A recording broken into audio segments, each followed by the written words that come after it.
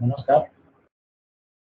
शून्य एडवाइजर्स की ओर से आयोजित सेवा संवाद इस सत्र में मैं आप सबका स्वागत करता हूँ।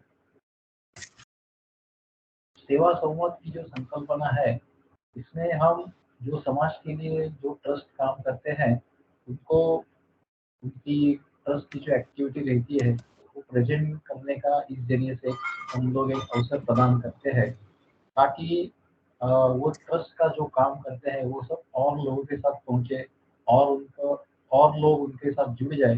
इस प्रयास से हम लोग सेवा संवाद की एक संकल्पना हमने शुरू की है। आज तक बहुत टाइप के विभिन्न प्रकार के ट्रस्ट हमारे सामने आए हुए हैं।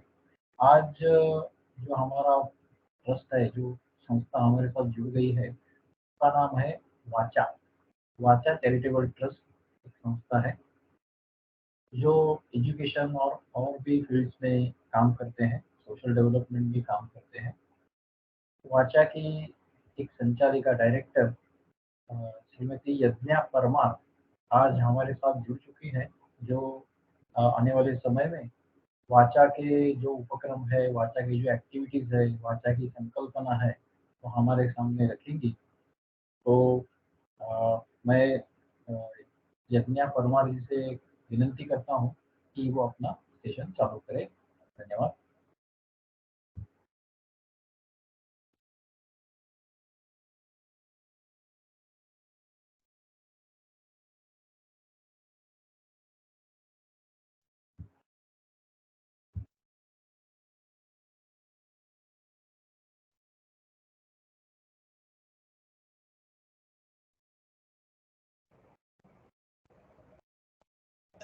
यज्ञ जी आप शुरू करिए।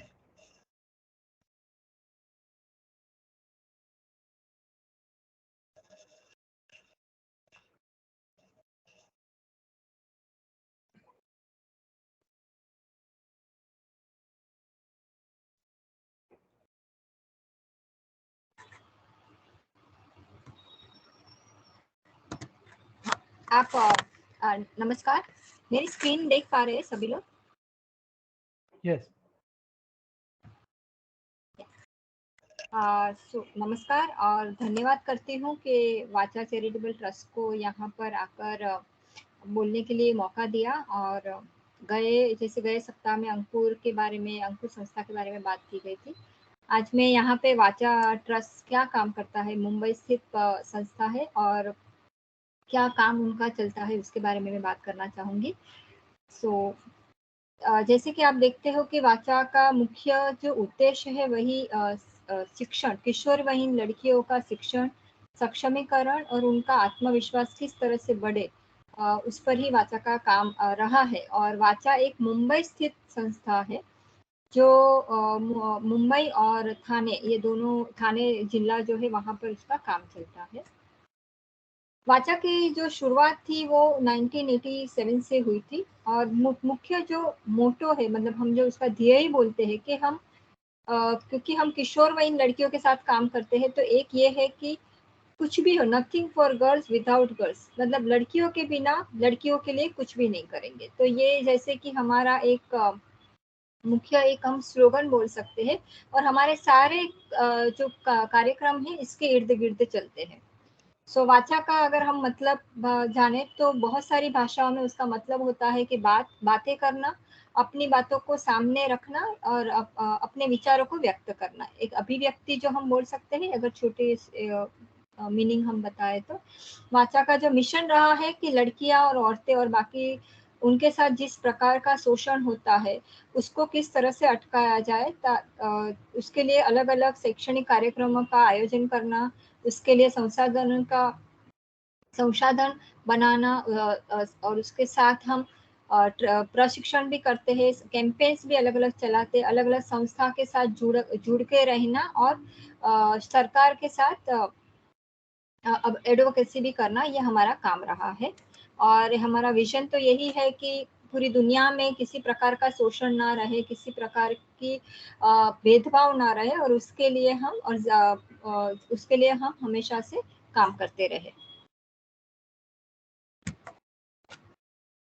अभी एडोलेसेंस किशोरवयीन लड़कियां ही क्यों, सवाल ये आता है। तो अगर जब हम थोड़ा उसके बारे में अगर जानने की कोशिश करें कि तो किशोरवयीन लड़की हम किसको बोलते हैं, तो ज्यादातर बहुत सारी जगह पर उसकी जो परिभाषा दी गई है वो इस तरह से है कि 10 से 19 साल के बीच का जो पीरियड है, जो उम्र है, उसी को हम किशोरवयीन करके किशोरवयीन करके हम बताते हैं। और पूरी दुनिया, हम पूरे भारत में अगर हम देखते हैं तो 23% लड़की, 23% ऑफ द पॉपुलेशन जो है वो पूरा सिर्फ किशोरवयीन लड़कियों का है। तो मतलब उसका मतलब कि काफी सारा उसमें से भी जितना किशोरवयीन पूरा पॉपुलेशन है उसमें से आधा पॉपुलेशन लड़कियों को लेकर है। और ये लड़कियां ज्यादातर क्योंकि वो किशोरवयीन है तो काफी सारे भेदभाव को लेकर उसको परेशानी होती है, जैसे कि जाति भेदभाव हो, या तो फिर धर्म को लेकर कोई भेदभाव हो, या तो फिर गरीबी जो और जेंडर जो, ये बाकी सभी चीजों के साथ अगर हम देखते हैं तो जेंडर एक ऐसा विषय है कि जिसकी वजह से लड़कियां काफी उसका जो एक किशोरवयीन का एक उम्र जो रहती है उसको ठीक तरह से वो अनुभव नहीं कर पाती है। और बहुत सारे अगर हम कार्यक्रम भी देखते हैं, सरकारी कार्यक्रम देखे या बाकी भी, तो बहुत बार या तो उनको युवाओं के साथ जोड़ दिया जाता है, या तो बच्चों के साथ, या तो औरतों के साथ। तो उनके लिए एक कुछ अलग प्रकार के कार्यक्रम, उसके लिए प्रकल्प की कहीं ना कहीं हमें जरूरत जानने में आई। और वो ये उम्र की जो लड़कियां है हर प्रकार के हिंसा, और फिर वो शारीरिक हो या सेक्सुअल हिंसा हो, उसी को लेकर वो लैंगिक हिंसा हो, उसको लेकर वो हमेशा से उसको डर रहता है और उस पर होने की संभावना बढ़ती रहती है। स्कूल या तो शिक्षण में से उसका बाहर आ जाना या तो निकाल लेना, ये बहुत ही ज्यादा एक प्रकार का भेदभाव दिखाई पड़ता है। अब क्या कमी है, तो एक तो हम जब बात करते हैं कि हमारे यहाँ पे जो शैक्षणिक सिस्टम है, इस तरह से एजुकेशन सिस्टम अपनी किस प्रकार के है कि जहाँ पे बहुत अच्छी क्वालिटी का अगर एजुकेशन रहता है तो वो गरीबों के लिए कहीं ना कहीं वो पीछे हो जाता है। हम सब जानते हैं कि जो गरीब घर के बच्चे जहाँ पे पढ़ाई करने के लिए जाते हैं वहाँ की शिक्षा उतने उच्चतम क्वालिटी की नहीं होती है जितनी बाकी हम जो आईसीएसई या बाकी बोर्ड में देखते हैं। तो और कहीं ना कहीं अपॉर्चुनिटीज जो मौके रहते हैं वो भी उनको कहीं ना कहीं कम मिलते हैं, और पढ़ाई के लिए भी उनको बाकी कोई अलग प्रकार का सपोर्ट नहीं दिया जाता, इसकी वजह से भी उनको काफी परेशानी होती है। फिर अपना सैनिटेशन की तो हमेशा से उनको समस्या रही है। जब भी देखो तो साफ सफाई की, बस्ती की साफ सफाई हो या तो फिर उनके घर की साफ सफाई की बात हो, तो ये एक बहुत ही बड़ा मुद्दा रहा है हमेशा से।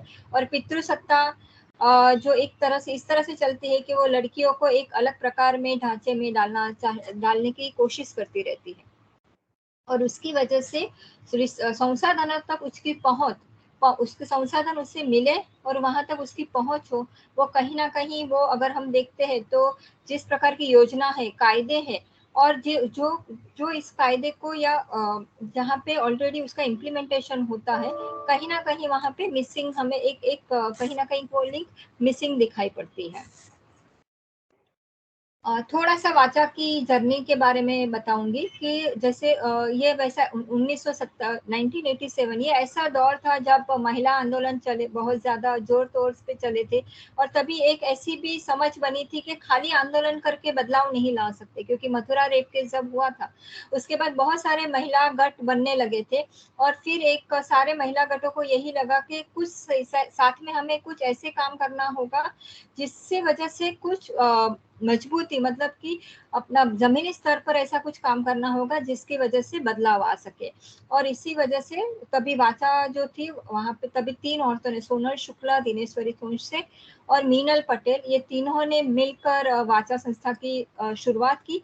पहला तो वो एक महिला संगठन के तौर पे ही काम करता रहा, और 1990 में उन्होंने खुद Vacha as a trust, Bombay public trust के अंदर उसको रजिस्टर किया गया, और वो उसको एक फॉर्मल स्ट्रक्चर मिला तभी। क्योंकि जब वाचा की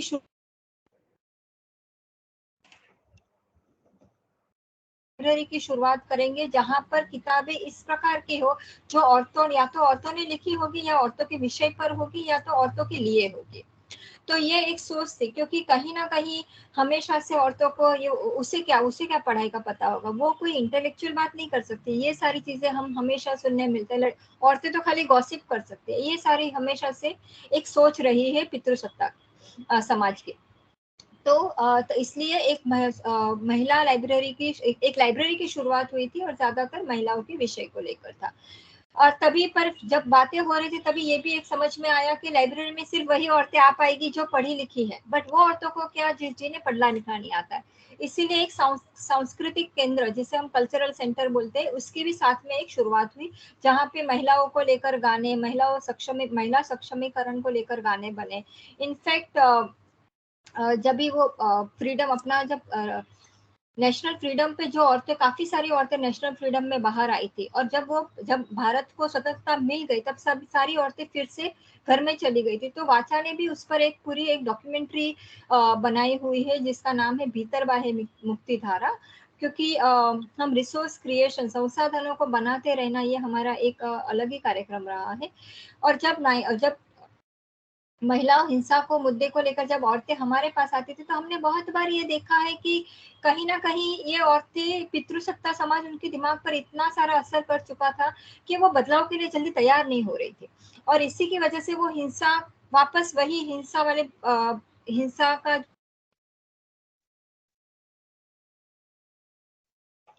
और 1900 किशोरवयीन उम्र के साथ लड़कियों के साथ एक प्रिवेंटिव काम जिसको हम बोलते हैं कि ये हिंसा होती है उससे पहले ही कैसे रोक सके। तो इसीलिए ये पूरा जो औरतों के साथ वाचा काम करती थी उसका पूरा ध्यान केंद्रित हुआ वो किशोरवयीन लड़कियों के साथ। और वो अब कहाँ से शुरुआत हुई, बिकॉज जब वाचा शुरू हुआ वो सोनल शुक्ला के घर से शुरू हुआ था। सोनल शुक्ला अब हमारे साथ नहीं रहे, 9 सितंबर 2021 को उनका देहांत हो चुका है, पर उनके घर से ही ये वाचा की शुरुआत हुई थी। 1995 में वाचा बीएमसी स्कूल्स में, जो सरकारी स्कूल है, तो टैंकलेन म्यूनिसिपल स्कूल से वाचा की लाइब्रेरी पूरी वहां पर आई और हमें वहां 3 कमरे मिले थे। और इसी वजह से वो स्कूल से हमने जो 5वीं कक्षा के ऊपर के बच्चे रहते हैं, 5वीं से 7वीं कक्षा के, क्योंकि तभी बीएमसी स्कूल में सिर्फ वही कक्षा के बच्चे आते थे ज्यादातर, तो वो बच्चों के साथ काम करना शुरू किया था। अभी उनके साथ काम करना मतलब क्या, तो उनके लिए अलग अलग हम जब भी बोलते किशोरी सक्षमीकरण के कार्यक्रम शुरू किए गए थे। अलग अलग उनको लाइफ स्किल्स दी जाती थी ताकि उनका एजुकेशन में भी बड़ा हो सके। और इस तरह से वो स्कूल में हमारा काम शुरू हुआ। तभी हमने जो लाइफ स्किल में क्या था, तो अंग्रेजी सिखाना, कंप्यूटर सिखाना और लाइब्रेरी। हमारे पास 7 भाषाओं में जो बच्चों के लिए लाइब्रेरी है वो 7 भाषाओं की लाइब्रेरी थी, जो हिंदी, इंग्लिश, मराठी, उर्दू, कन्नड़, तमिल और गुजराती। तो ये 7 भाषाओं की किताबें हमारे पास देखने मिलती थी। जो बच्चों, क्योंकि स्कूल्स में, बहुत सारे स्कूल्स में लाइब्रेरी होती थी लेकिन बच्चों तक या तो पहुंच नहीं होती थी या तो इतनी भाषाओं में किताबें उनको पढ़ने नहीं मिलती थी। फिर 2008 में, क्योंकि जब हम स्कूल्स के साथ काम करते थे तभी एक हमारा एक जेंडर एंड आरोग्य मेला हम बोलते हैं, जिसमें अलग अलग खेल के द्वारा हम बच्चों को लैंगिक शिक्षा और लैंगिक और आरोग्य शिक्षा का प्रशिक्षण देने की कोशिश करते हैं। फिर वो छोटी सी सब्सिडी हो या तो फिर रिंग स्टॉल हो, जिससे बच्चे जेंडर के बारे में अपनी समझ बनाते हैं। 2008 में हम स्कूल से बस्ती में गए। जो स्कूल्स में हमारे बच्चे पढ़ते थे वो जो एरिया में रहते थे, तो उसके नजदीकी की 2 बस्ती थी, वहां से हमने शुरुआत की थी। सांता क्रूज के और विले पार्ले की 2 बस्तियों से हमने शुरुआत की थी। और ये पूरा जो हमारा किशोरी प्रकल्प है वो स्कूल में से बस्ती में भी गया 2008 में। और 2 सेंटर से शुरुआत हो गई थी। और 2008 में एक और हमने काम किया था, जो था कि पहला नेशनल सिंपोजियम जो गर्लहुड इश्यू को लेकर, मतलब कि किशोरावस्था के क्या इश्यूज है, क्या उनकी बातें हैं, क्या उनके प्रश्न है, उसको लेकर हमने सबसे भारत के लेवल पे, राष्ट्रीय लेवल पे वो सबसे पहला ऐसा सिंपोजियम था, जहाँ पे सिर्फ एकेडमिकली बात नहीं हो रही थी लेकिन साथ साथ ऐसा भी माहौल रखा था जहाँ पे लड़कियां भी खुद प्रेजेंटेशंस कर रही है और उनके लिए भी अलग अलग एक्टिविटीज रखी गई थी, क्रिएटिव एक्टिविटीज भी रखी गई थी। 2013 में ये प्रोग्राम का जो हमारा मुंबई में जो प्रोग्राम था उसका हमने और जगह पे भी, थाने डिस्ट्रिक्ट और वलसाड साउथ गुजरात में, मतलब थाने डिस्ट्रिक्ट, मतलब कि हमने डोंबिवली कल्याण इन थाने डिस्ट्रिक्ट और वलसाड इन साउथ गुजरात में उसका हमारे काम का एक्सपांशन भी हमने किया। और तभी 2017 में फिर हमारी जो प्रोजेक्ट ऑफिस बीएमसी स्कूल में थी वो हमें कुछ कारणों से खाली करनी पड़ी और हम एक छोटी सी जगह में फिर से हमें अपनी ऑफिस शुरू करना पड़ा था। 2019 में वाचा ने अपनी खुद की एक जगह बने, खुद की जगह ऑफिस ले पाए, और वो इवन दो छोटी है बट वो खुद की प्लेस है, और वहां से भी वाचा का बाकी सारा जो किशोरी प्रकल्प है वो अलग अलग जगह पे चलाया जा रहा है। 2021 में हमने डोंबिवली में भी एक डोंबिवली में भी एक जगह हमने खरीदी है जो लाइब्रेरी और एक प्रशिक्षण केंद्र करके युवाओं के लिए प्रशिक्षण केंद्र करके काम करेगी। और अभी हम 2022 की अगर मैं बात करूँ तो हम अभी हमारा काम जो किशोरी प्रकल्प है वो 15 बस्तियों में चलता है जो मुंबई और थाने डिस्ट्रिक्ट में आते हैं, 50 स्कूलों में, और एक एसआरए बिल्डिंग है जो हम सब जानते होंगे। एसआरए बिल्डिंग को लेकर जो झोपड़पट्टी को तोड़कर जो बिल्डिंग्स बनाए जाते हैं वो SRA slum rehabilitation authority site बोलते हैं, वहां पर पे हमने अपने काम की एक शुरुआत की है। अब हमारा मुख्य, जब मैं बात करती हूँ कि प्रकल्प मतलब क्या, तो हमारा एक काम का जो तरीका रहा है वो ऐसा है कि किशोरियों को अगर उनका सक्षमीकरण करना है तो हमारा मॉडल क्या है। तो हम ये मानते हैं कि उनको साथ में प्रशिक्षण देना, एक तो है कौशल्य देना जरूरी है और उसके साथ साथ जानकारी भी देना जरूरी है, और उसके साथ पर कौशल्य और जानकारी और प्रशिक्षण से खाली काम नहीं होगा, उनको वो मौके देने की भी बहुत जरूरी है जहां पर उन्होंने जो सीखा है उसका इस्तेमाल करें, तो ही हम उसको सक्षमीकरण की परिभाषा में रख सकते हैं।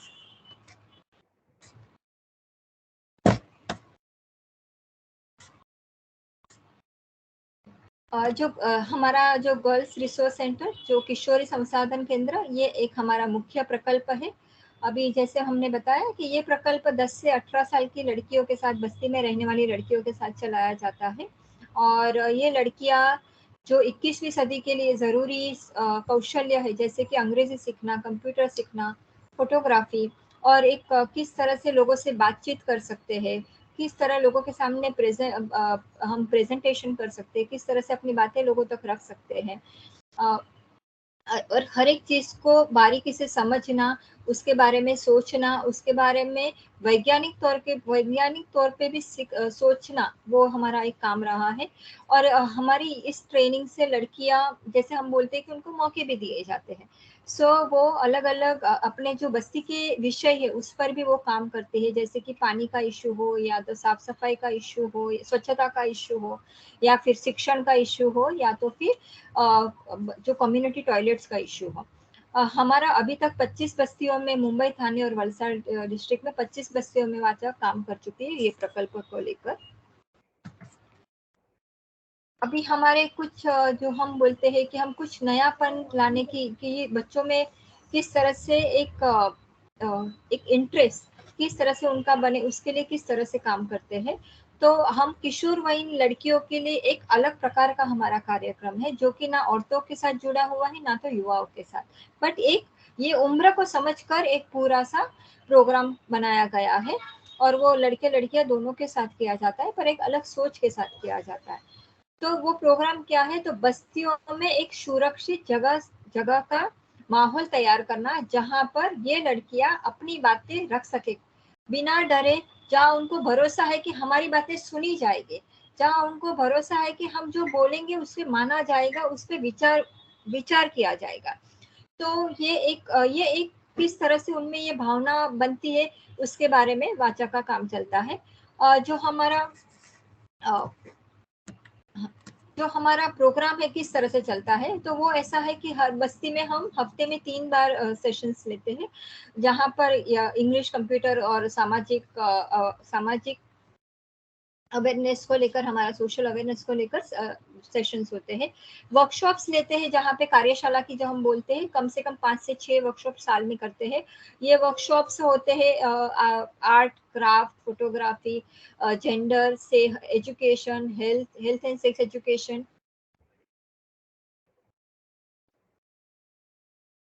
विजिट के लिए लेके जाते हैं। फिर वो शायद पुलिस स्टेशन की हो सकती है या हॉस्पिटल की हो सकती है या तो म्यूजियम भी हो सकता है, नेहरू प्लेनेटोरियम हो सकता है, साइंस सेंटर हो सकता है। मोबाइल लाइब्रेरी, जैसे कि मैंने आप पहले भी बताया कि 7 भाषाओं में हमारे पास किताबें हैं। और जब हम मोबाइल लाइब्रेरी इसलिए बोलते हैं कि हम ये लाइब्रेरी बस्तियों में लेकर जाते हैं। तो अगर हमारा अभी करंटली 15 जगह पर हमारे इंटरवेंशन चल रहे हैं और एक एसआरए में, तो 16 जगह पर ये लाइब्रेरी जाती है। जब कोविड के पहले ये लाइब्रेरी का प्रकल्प हम स्कूल्स में भी चलाते थे। दूसरा हमारा काम जो रहा है कि जो जब थोड़ी लड़कियां बड़ी होती है तभी वो इंटरनेट का इस्तेमाल करना, फोटो कैमरा किससे इस्तेमाल कर सकते हैं। बस्ती के जो एरिया रिसोर्सेज है, अगर पुलिस स्टेशन कुछ कंप्लेन करना है तो पुलिस स्टेशन कैसे जाना है, कैसे कंप्लेन करनी है, क्या सवाल पूछने हैं, तो वो सारे एफआईआर मतलब क्या, एनसी मतलब क्या, तो ये सारी चीजों को लेकर उनको जानकारी लेने की कोशिश करती है। और उनके लिए अलग अलग हम मौके देने की कोशिश करते हैं, जहाँ पे लड़कियां पावर पॉइंट प्रेजेंटेशंस भी बनाती है। अगर वो बीएमसी हॉस्पिटल जाकर आती है तो अपनी बस्ती में जाकर वो एक पावर पॉइंट तैयार करती है, जहाँ पर वो बात करने की कोशिश करती है कि आपको हॉस्पिटल में जाओगे तो कहाँ किसको मिलना है, कहाँ पे सोशल वेलफेयर डिपार्टमेंट है, कहाँ से फॉर्म भरना है। तो ये सारी छोटी छोटी जो बातें हमें छोटी लगती है लेकिन जिंदगी का बहुत अहम हिस्सा बनती है, उसके बारे में लड़कियां बताने की कोशिश करती है। दूसरा एक प्रकल्प हमारा ये भी है कि जो सरकारी स्कूल से वहाँ 5वीं के बच्चों को, क्योंकि उनको 2 भाषाएं ऐड होती है। अगर हिंदी मीडियम का बच्चा है तो उसको अंग्रेजी और मराठी सीखना होता है, उर्दू मीडियम का बच्चा रहेगा तो उसको हिंदी मराठी और इंग्लिश तीनों भाषाएं उसको सीखनी होती है। तो वो भाषा में हम उनको एक रेमिडियल टीचिंग जो बोलते हैं, रेमिडियल क्लासेस चलाते हैं ताकि वो भाषा में उनका प्रभुत्व बने। और ये सिर्फ 5वीं और 6ठी कक्षा के बच्चों के साथ हमारा काम चलता है। हमारे काम से लड़कियां अपने न्यूज़लेटर भी निकाल चुकी है, जहां पर वो अपनी बातें रखती है, हमारे खुद के बारे में, अपने बस्ती के विषयों के बारे में भी वो लिखने की कोशिश करती है। और 26 जनवरी और 15 अगस्त को वो अपने न्यूज़लेटर का, हमारी बातें जो न्यूज़लेटर है उसका वो रिलीज भी करती है, जहाँ पे पूरा वो कार्यक्रम भी करते हैं, जहाँ कम्युनिटी लीडर्स आते हैं, उनके पेरेंट्स आते हैं, उनके दोस्त आते हैं, पुलिस आती है, कभी कभी कॉरपोरेटर्स भी आते हैं। उसी के साथ हम जो किशोरवयीन लड़कों के साथ भी काम करते हैं, क्योंकि खाली एक बार लड़कियों को हम एक बार सक्षम करेंगे, लेकिन लड़कों को भी ये समझना बहुत जरूरी है कि किस तरह से जेंडर हर एक की जिंदगी में काम करता है और वो किस तरह से एक दूसरे के लिए सपोर्ट सिस्टम बन सकता है, किस तरह से वो घर में रिस्पॉन्सिबिलिटी शेयर करेंगे ताकि उसकी बहन भी पढ़ने के लिए जा सके। और या तो अगर किसी कारण से लड़कियों की छेड़छाड़ होती है तो वो उसके साथ कैसे खड़ा रह सकता है। तो और उसी के साथ साथ कम्युनिटी जो बस्ती के लीडर्स होते हैं उसके साथ भी काम चलता है, जहाँ पर वो लेटर लिखते हैं, राइट टू इन्फॉर्मेशन के अंदर एप्लीकेशंस भी फाइल करती है, ताकि कि अगर स्ट्रीट लाइट नहीं है अपनी बस्ती में तो वो कैसे लाया जाए, टॉयलेट्स क्लीनिंग कैसे हो जाए। तो ये सारा लड़कियों का काम रहता है, लड़कियां ये प्रकल्प के अंदर काम करती है।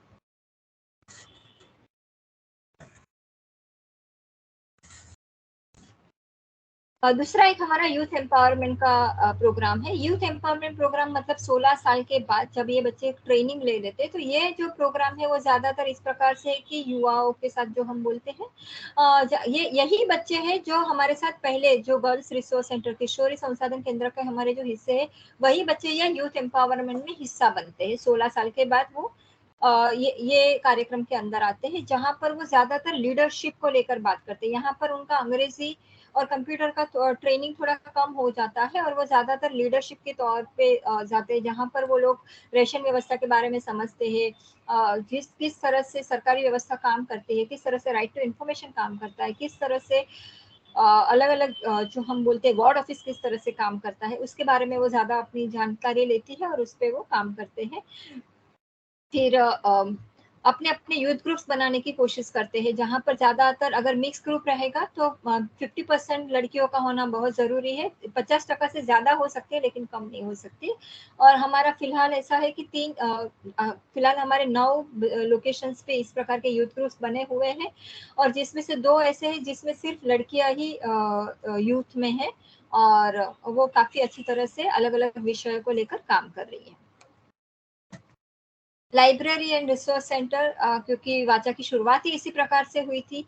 तो पहले हमारे पास 5000 किताबें थी, लेकिन अभी 3500 है, क्योंकि हमारे पास जब जगह की कमी हो गई तो हमें बहुत सारी किताबें स्कूल, कॉलेजेस और जो वेल विशर्स थे, लाइक माइंडेड पीपल थे, उनके साथ हमने शेयर किया हुआ है। तो फिलहाल हमारे पास 3500 बुक्स एंड जर्नल्स है महिलाओं के विषय को लेकर।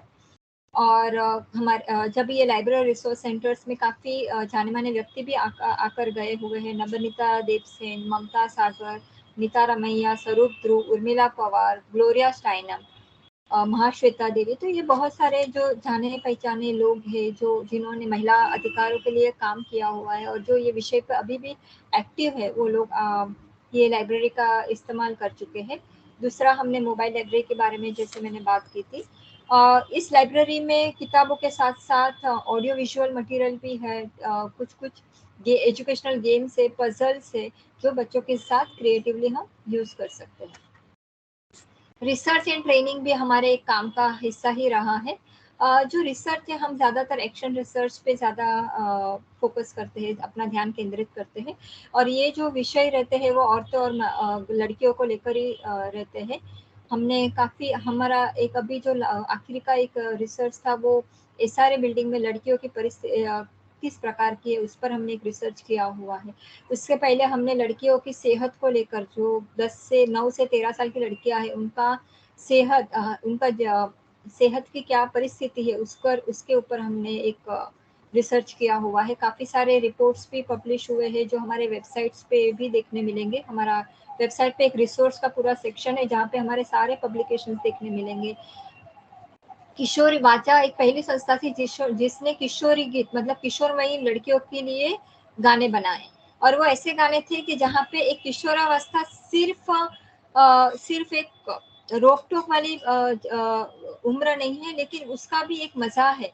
और उसमें भी लड़कियों के सपने हो सकते हैं, उसको लेकर काफी सारे गाने हैं उसमें। बहुत सारे डॉक्यूमेंट्रीज भी बनाई है, जैसे एक के बारे में मैंने बताया, भीतर बाई मुक्तिधारा, दूसरा साफिया खान की तलाश में। उसी के साथ और भी हमने काफी सारे वाचा के काम को लेकर भी डॉक्यूमेंट्रीज हमने बनाई हुई है। और जो कॉलेजेस के यूथ है, एनजीओस के लोग हैं, उनके साथ भी हमने जेंडर ट्रेनिंग, जो हमारा 2.5 दिन का एक जेंडर ट्रेनिंग का प्रकल्प है, उसके ऊपर हमने काम किया हुआ है। और अभी भी हम करते हैं, साल में से 4 से 5 हम इस प्रकार की जेंडर ट्रेनिंग करते हैं, जहाँ पे युवा जो रहते हैं वो जेंडर के विषय को लेकर अपनी समझ बनाते हैं। दूसरा जो हमारा काम है वो किस तरह से हम नेटवर्किंग और लोगों के साथ मिलकर, वो और बाकी संस्थाओं के साथ मिलकर बड़े लेवल पे बदलाव कैसे ला सके। एक बड़ा सा जो प्रोग्राम है हमारा वो है एक लर्निंग कम्युनिटी, जो एक ऐसा जो एक नेटवर्क है 9 संस्थाओं का। ये ऐसी संस्थाएं हैं जो जो किशोरवयीन लड़कियों के साथ काम करती है। वाचा अभी के इस साल में अगर हम देखते हैं तो वाचा, CORO, Stree Mukti Sanghatana, Oscar foundation, enabling leadership, bright future, Antarang foundation and Pukar, ये सारी संस्थाएं ये प्रोग्राम के साथ जुड़ी हुई है। और ये एम्पावर इमर्जिंग मार्केट फाउंडेशन करके जो एक फाउंडेशन है यूएस बेस्ड फाउंडेशन, उनका एक सोच है। और वाचा इस कार्य प्रकल्प को 2012 से कोऑर्डिनेट करती है, उसका संचालन करती है। और लड़कियों के साथ ये पूरा नेटवर्क लड़कियों को ध्यान में रखते हुए आगे बढ़ता है। और इसी नेटवर्क के अंतर्गत लड़कियों ने अपने चार्टर ऑफ डिमांड्स भी बनाए हुए हैं, जहां पर लड़कियों ने न्यूज़पेपर स्टैंड को लेकर, कम्युनिटी टॉयलेट्स को लेकर और प्लेग्राउंड को लेकर उनकी क्या समस्याएं हैं, उनकी क्या मांगे हैं, उसके बारे में उन्होंने बात की है। उन्होंने प्रेस कॉन्फ्रेंस भी लिया था और कुछ 11 अखबारों में उसका नाम आया हुआ था। इसके बारे में लिखा गया हुआ था। दूसरा जो हमारा एक है वो यूथ अलायंस बढ़ते कदम उभरती आवाज करके, वो भी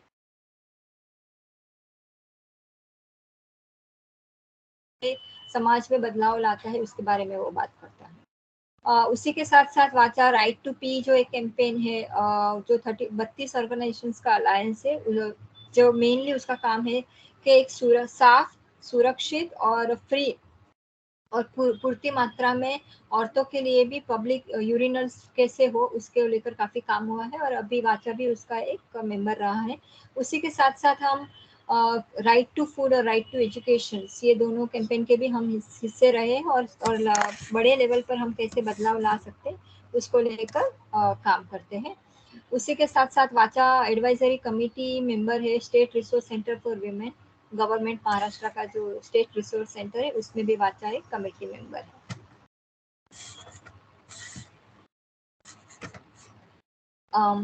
अगर हम तो अभी 2021 तक की मैं बात करूँ तो अभी तक हम लोग कुछ 1,97,301 इंडिविजुअल्स तक पहुंच पाए हैं थ्रू डायरेक्ट और इनडायरेक्ट इंटरवेंशन से, अलग अलग कार्यक्रम से।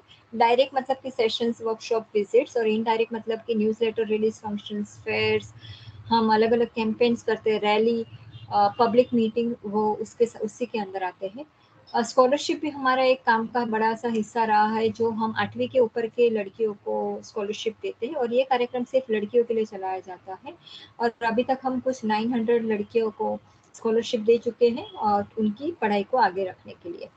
और हर साल हमारे वहाँ 1500 अप्रोक्सीमेटली 1500 किशोरवयीन लड़के लड़कियाँ हमारे किशोर गर्ल्स एम्पावरमेंट का प्रकल्प का हिस्सा होती है। और अभी तक हम ऑलमोस्ट 100 स्कूल्स एंड कॉलेजेस तक अपना जो अवेयरनेस प्रोग्राम्स है, जागृति कार्यक्रम है, वो पहुंचा पाए हैं। जेंडर ट्रेनिंग्स भी हम काफ़ी जगह पर हमने जेंडर ट्रेनिंग्स भी की है, एनजीओस और बीएड के जो स्टूडेंट्स रहते हैं उनके। और ये कुछ हमारे एरिया से मलाड, थाने, अंधेरी, बांद्रा, सांता क्रूज, डोंबिवली, कल्याण, ये हमारे कुछ काम के लोकेशन से जहाँ हमारे सेंटर्स चलते हैं। अगर मैं किस प्रकार का हमारे काम का इम्पैक्ट हुआ है, असर हुआ है, तो अगर थोड़ी सी मैं बात करूँ तो एक होता है कि नंबर को लेकर भी हम कुछ बात कर सकते हैं, और एक कुछ है कि जिसमें क्वालिटेटिव इम्पैक्ट जिसको हम बोलते हैं कि एक हम जिसमें बिहेवियर में बदलाव आया है, लोगों के बर्ताव में बदलाव आया है, वो देखने मिलता है। सो जैसे मैं पहले ही बता चुकी हूँ कि हम अभी तक 100 स्कूल और 25 बस्तियों तक अपना कार्यक्रम ले चुके हैं, और ऑलमोस्ट लैक्स ऑफ स्टूडेंट्स हमारे प्रोग्राम का हिस्सा बन चुके हैं। हमारे 100% लड़कियां हैं जिन्होंने अपनी चाइल्ड मैरिज 18 साल के पहले उनकी शादी नहीं हुई है। दो लड़कियों की जब 16 साल में नियरली 100% मैं बोलूँगी, तो सिर्फ 2 लड़कियां ऐसी थी जिसकी 16 साल पे शादी हुई थी, लेकिन वो कारण भी ऐसे हुआ था कि क्योंकि उनको किसी लड़के से लड़का पसंद आ गया था, तो तभी हमारे लिए बहुत ज़्यादा प्रॉब्लम हो जाता है। तो सिर्फ 2 लड़कियां उस प्रकार का हम उनकी शादी नहीं रोक पाए थे। और अभी तक हमारे जो कार्यक्रम का हिस्सा है, जो यूथ ग्रुप है, यूथ एम्पावरमेंट के, उन्होंने खुद अलग से इनिशिएटिव लेके पहल करके 10 शादियां रुकवाई है, और ऑलमोस्ट 40 ड्रॉप आउट बच्चे थे, उनको स्कूल सिस्टम में वापस लाया है। 67 लोग ऐसे थे जिसको कॉलेजेस में फिर से री एनरोल किया गया है, और 42 ऐसे थे जिसका स्कूल्स में री एनरोलमेंट किया गया है। न्यूज़ लेटर के बारे में जैसे मैंने बात की थी, 2008 से ये 2009 से हमारा वो कार्यक्रम चलता है, और अभी जनवरी 2022 में का कुछ बस्तियों में 27th इशू उन्होंने रिलीज किया हुआ था। और इवन कोविड के दौरान भी हमारे बच्चों ने इवन डिजिटल लेकिन न्यूज़ लेटर अपना बनाया हुआ था।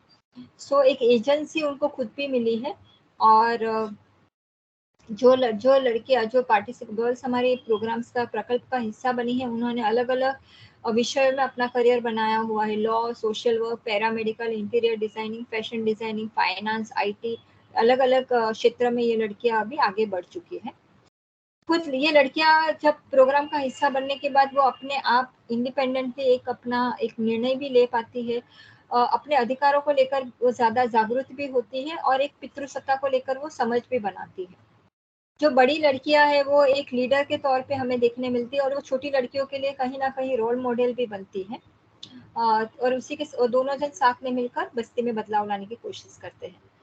और बाकी अगर हम देखें तो प्रोजेक्ट प्लानिंग और वो बजटिंग है, फिर क्रिटिकल थिंकिंग है, फंड रेजिंग है, ये सारी स्किल्स को भी, प्रॉब्लम सॉल्विंग, ये सारी स्किल्स भी उन्होंने स्किल का भी विकास किया हुआ है।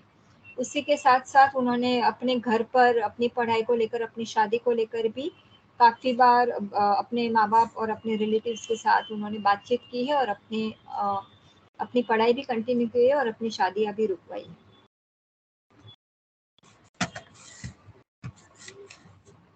हमारे लर्निंग्स क्या रहे, तो एक ये है कि ये सारी चीज़ों में एक देखना ज़रूरी है कि भरोसा, ट्रस्ट बिल्डिंग बहुत ज़रूरी है। लड़कियों पर भरोसा और उनके परिवार पे भरोसा करना बहुत ज़रूरी होता है।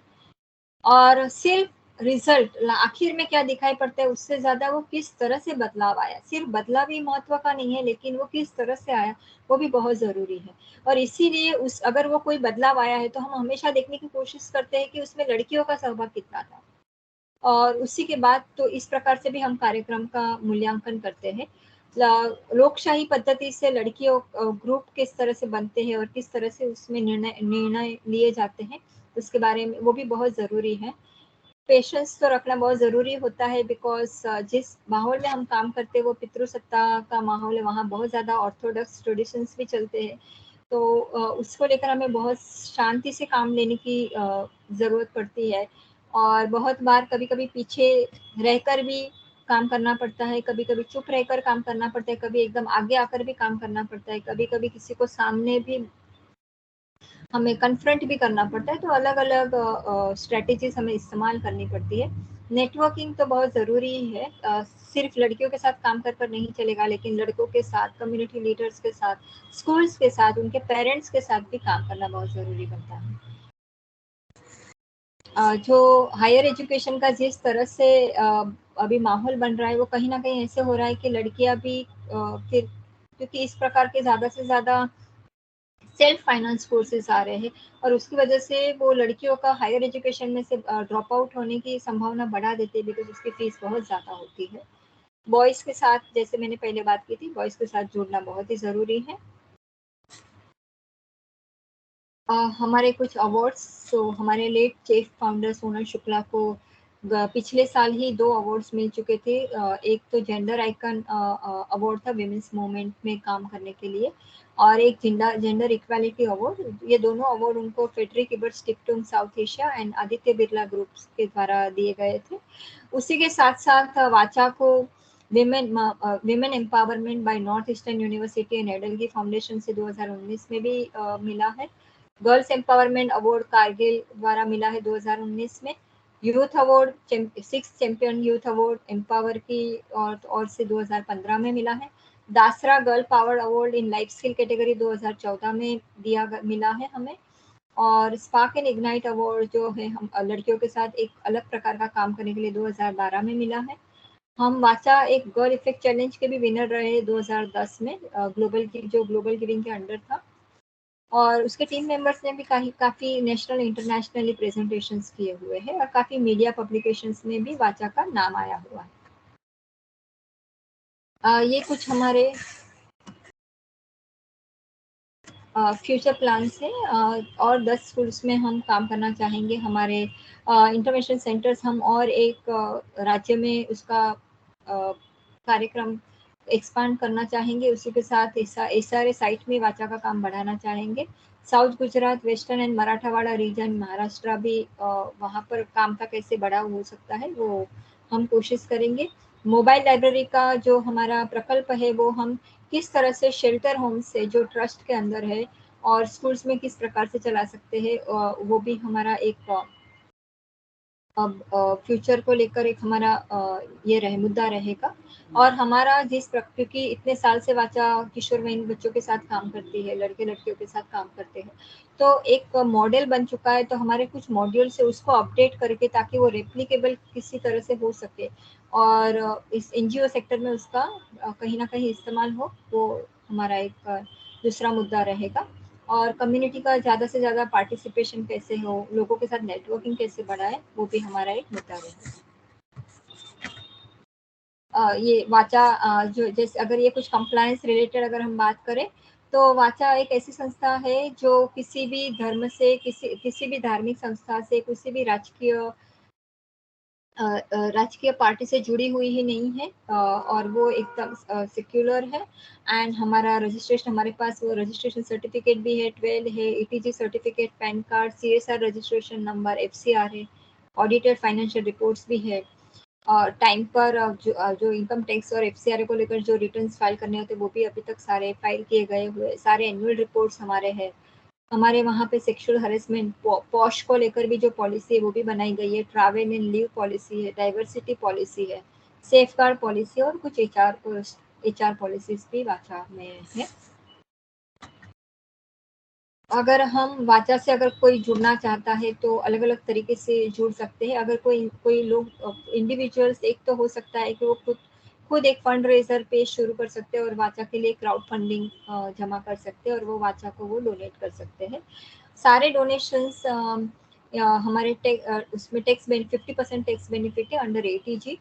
कॉर्पोरेट्स के लिए कि वो हमारा जो एडोलेसेंस किशोर वयीन लड़के लड़कियों के साथ जो हमारा प्रकल्प है वो CSR के अंतर्गत हमें बिल्कुल सपोर्ट कर सकते हैं। अगर वो चाहते हैं कि हम उनके एम्प्लॉयज़ के साथ जेंडर के विषय को लेकर अगर कुछ बात करनी है, जेंडर अवेयरनेस को लेकर अगर कुछ समझ पढ़ानी है तो वाचा बिल्कुल उससे जुड़ सकता है। जेंडर इक्वालिटी वर्कशॉप्स भी कर सकते हैं हम, फिर गवर्नमेंट एम्प्लॉयज़ हो या प्राइवेट कंपनीज के एम्प्लॉयज़ के साथ हम बिल्कुल कर सकते हैं।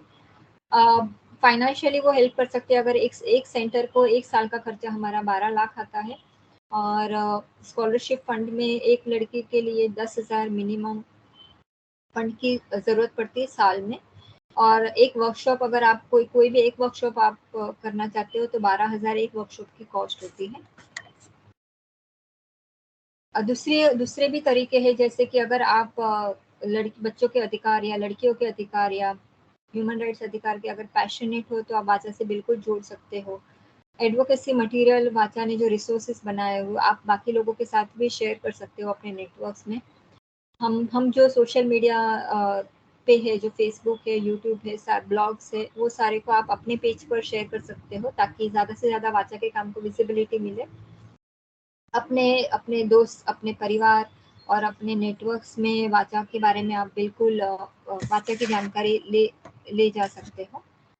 आपकी खुद की आवाज़ ये भी महिला और लड़कियों के अधिकारों को लेकर आप बना सकते हो। आप खुद कुछ वीडियो अगर आप में कोई इस प्रकार का कौशल्य है वीडियो बनाने का या उस प्रकार का ऑडियो विजुअल मटेरियल बनाने का, तो आप अगर उस तरह से भी आप वॉलंटरीली वाचा को कंट्रीब्यूट कर सकते हो।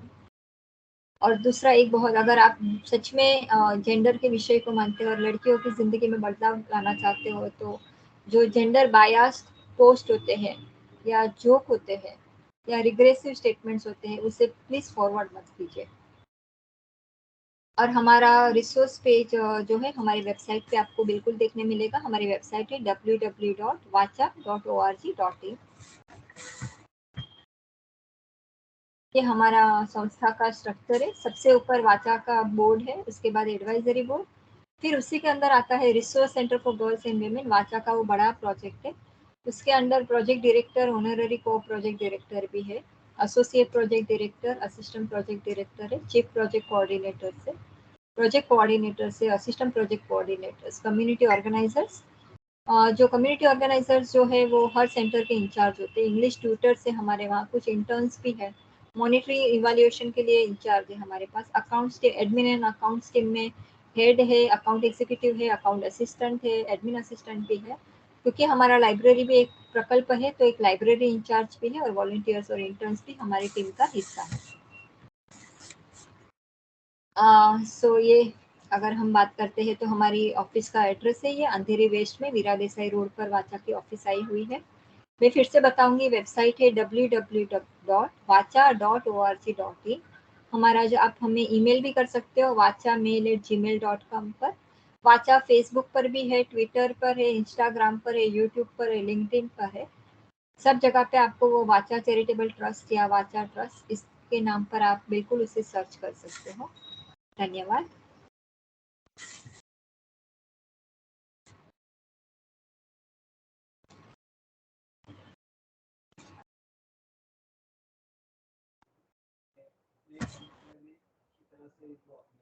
आपकी आवाज नहीं आ रही है।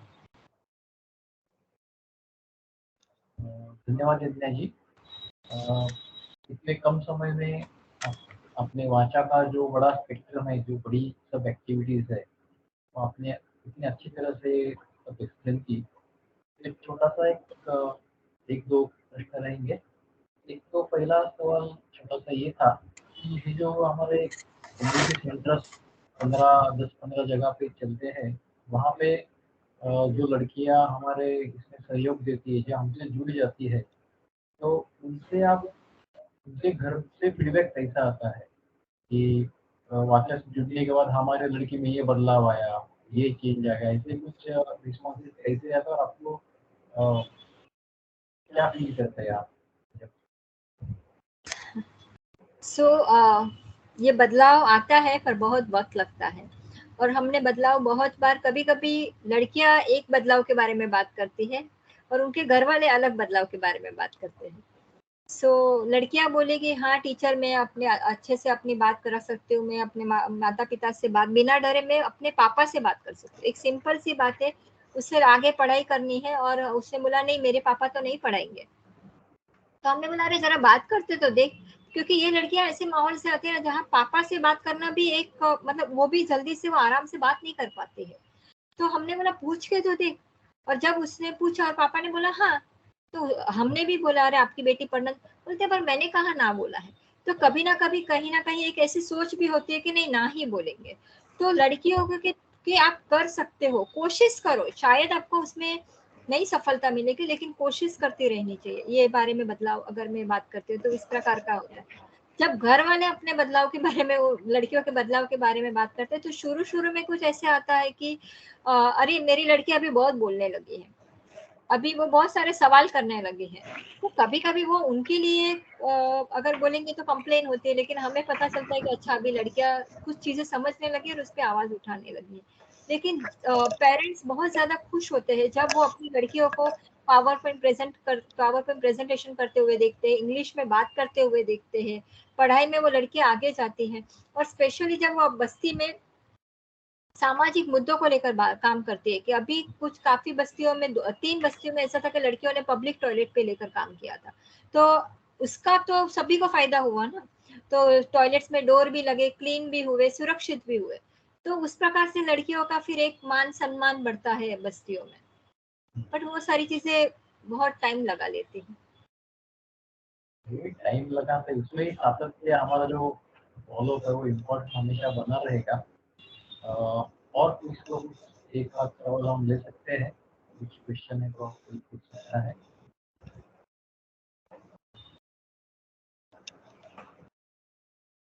वृंदाताई काही प्रश्न? नाही नाही काही नाही, कारण आहे मला वाचाचं काम माहिती आहे तसं. ओके.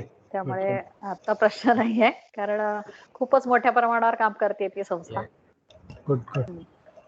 त्यामुळे तुम्हाला वाचा, आपको भविष्य के लिए और कुछ नए नए प्रोजेक्ट्स आप लाए, इसलिए आपको शुभेच्छाएं देती हूँ बस. धन्यवाद धन्यवाद धन्यवाद यज्ञा जी, आपने यहाँ पे आके वाचा का जो काम है सबको पहुँचाया, इसकी इंफॉर्मेशन होती, इसलिए आपका शून्य आइडल्स की तरफ से बहुत बहुत धन्यवाद, आभार।